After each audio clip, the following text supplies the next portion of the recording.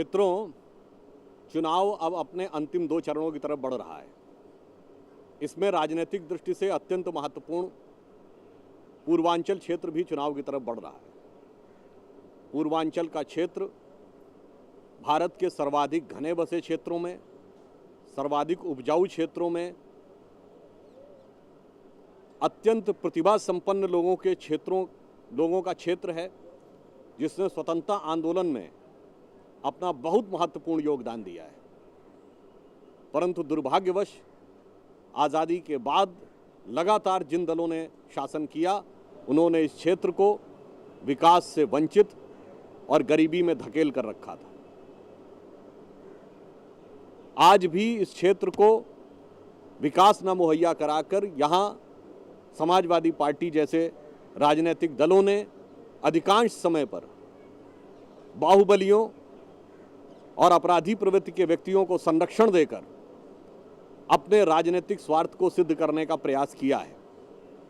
परंतु भारतीय जनता पार्टी इस क्षेत्र की वास्तविक क्षमता, एक्चुअल पोटेंशियल के अनुसार इसका विकास करने के लिए कृतसंकल्प है और इसी अवधारणा को ध्यान में रखकर हमारे प्रधानमंत्री पद के उम्मीदवार श्री नरेंद्र मोदी जी ने वाराणसी को अपने चुनाव क्षेत्र के रूप में चुना था।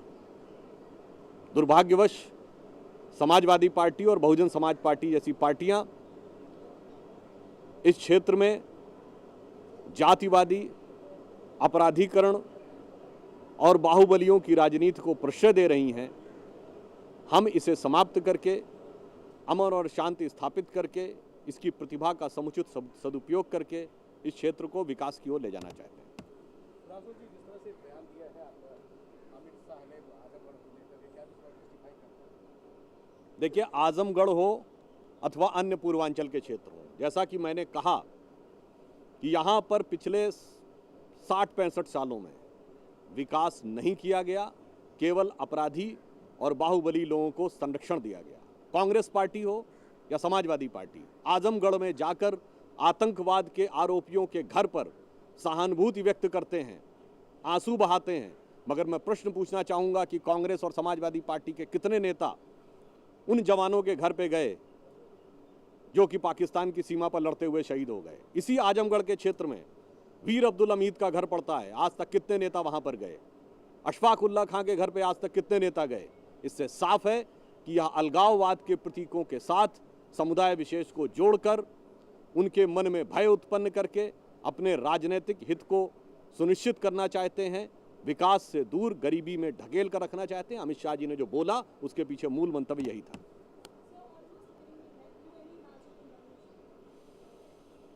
देखिए, वाराणसी की जो स्थिति है उसके बारे में कहना चाहूँगा कि यदि मुख्तार अंसारी का समर्थन कांग्रेस को लेना पड़ रहा है, अमेठी में समाजवादी पार्टी का समर्थन लेना पड़ रहा है, तो कैसे कैसे लोगों का कैसे कैसे तरीके से समर्थन ले रहे हैं, इस पे मैं सिर्फ ये कहना चाहूँगा, जो लोग कह रहे हैं कि मोदी की लहर नहीं है, तो पूर्वांचल की राजनीति से जो लोग वाकिफ़ हैं उन्हें ये पता है कि मुख्तार अंसारी और अजय राय जी में किस प्रकार के शत्रुतापूर्ण संबंध हैं।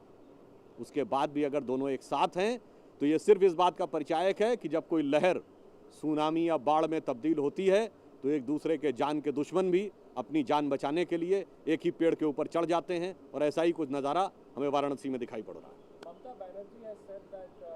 Modi is responsible for inciting violence in Assam. The entire genesis of Assam problem goes way back to 1983 when Government of India has amended the Foreign Act with an IMDT Act.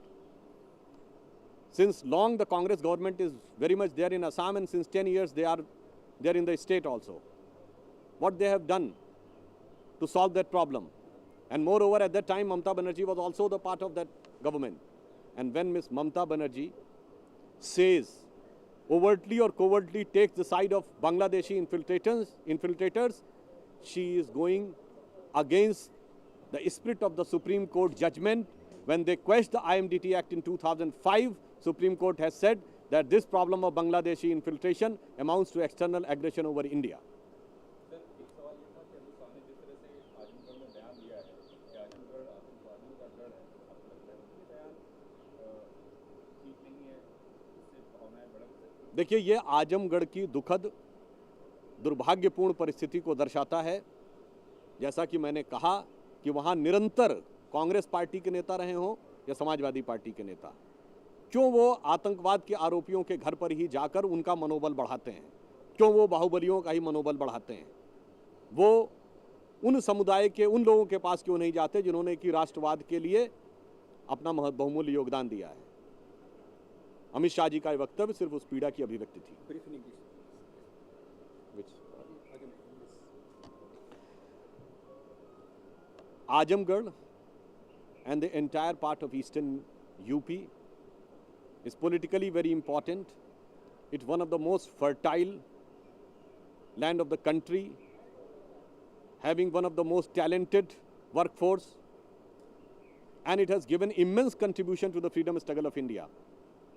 But somehow, after independence, the successive government has ignored this area and get them deprived of the development.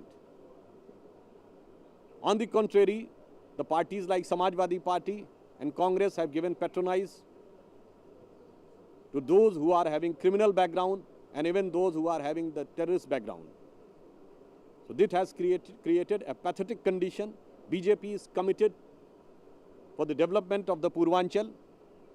That's why our leader, Shri Narendra Modi, has chosen the Varanasi seat.